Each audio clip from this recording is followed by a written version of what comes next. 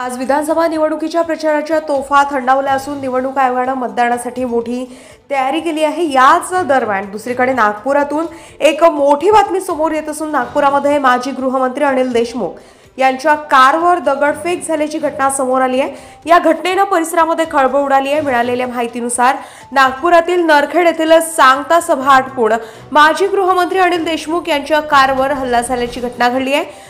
काटोल येथील तीनखेडा भिष्णूर मार्गाने परत येताना जलालखेडा रोडवरील बेल फाट्याजवळ काही व्यक्तींनी त्यांच्या कारवर मोठ्या प्रमाणात दगडफेक करत जीवघेणा हल्ला केला। यात अनिल देशमुख गंभीर जखमी झाले। त्यांना पुढील उपचारासाठी रुग्णालयात दाखल करण्यात आलं।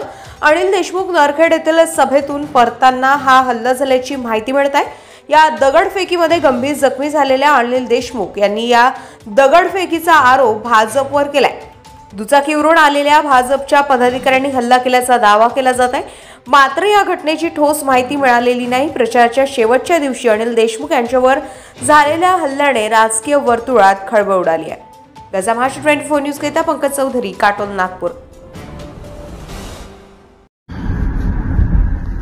बीजेपी वाले होंगे।